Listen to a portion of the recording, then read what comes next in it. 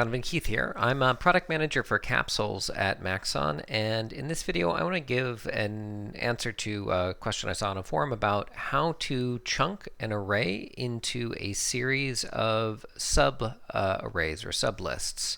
So this is a setup where I've got a bunch of elements, and I want to sort of divide them into evenly sized buckets. And we can do this with our count, adjusting the total number, and the chunk length option here that is adjusting what's going on. So I'm going to start by walking through the setup, and then we'll build it from scratch. So the first thing that we're doing here is building up an array of numbers. Then we're getting the count and dividing that by the chunk length into the estimated number of chunks that we can create.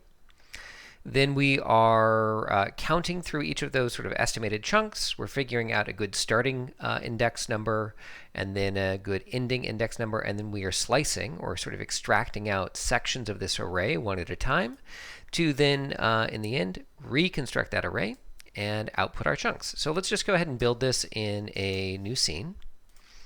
Add a nodes spline. And let's call this chunk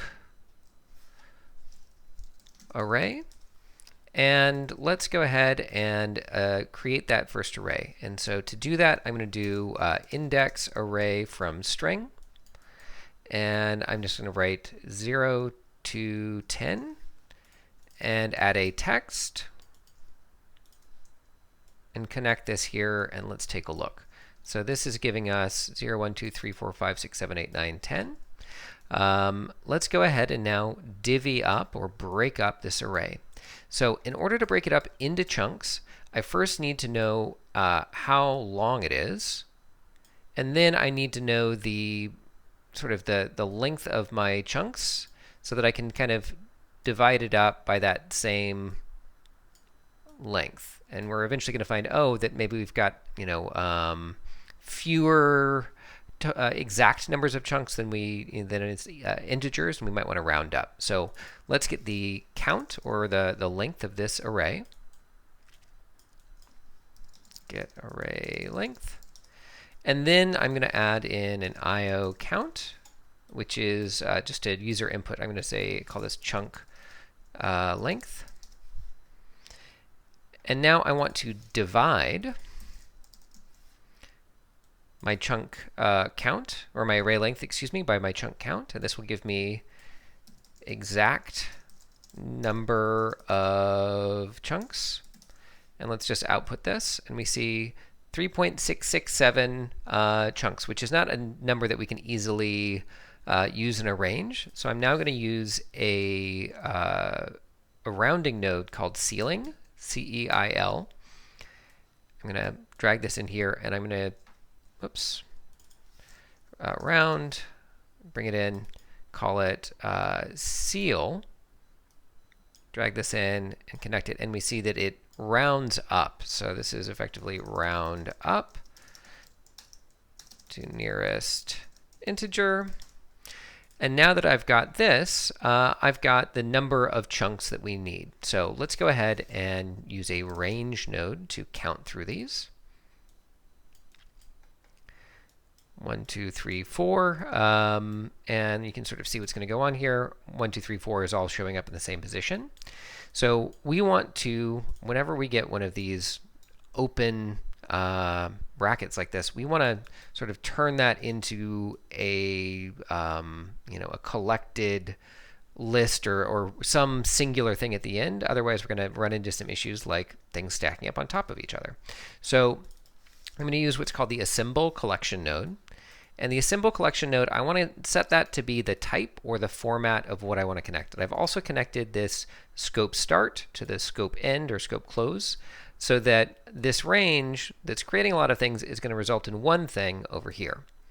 I want to set the data type here to match that of my input array.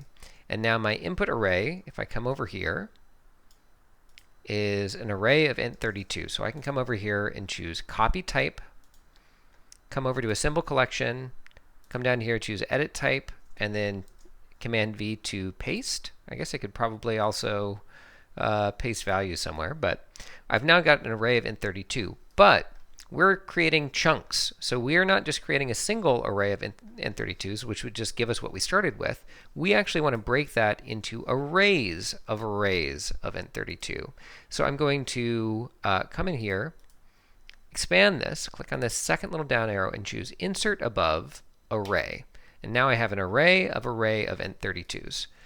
So doing this, I now have the correct input type, but I need to find some way to take my 4 empty arrays and turn them into versions or subsections of this initial array over here. And there's a special node for that. It's called slice.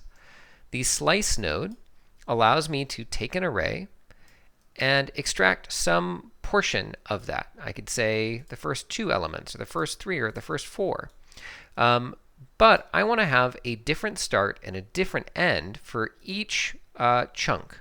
So I want to sort of count starting here, then go up to the start of the next chunk, then the start of the next chunk, then the start of the next chunk. Use that for start. And the end is going to be the start here plus that length. So I'm going to multiply my range, which starts at 0 and is an integer. I'm going to multiply that as my starting value.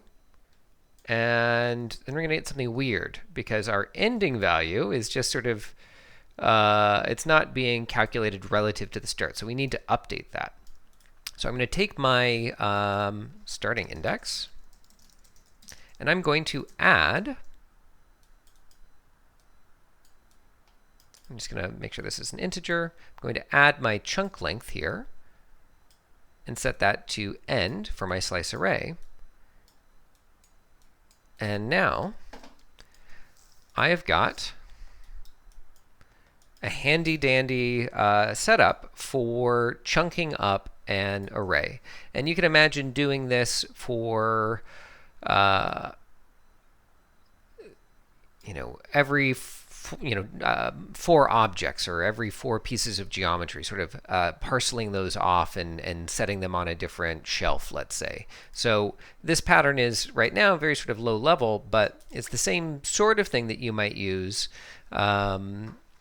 with geometry in a higher level setup. All right, thank you very much.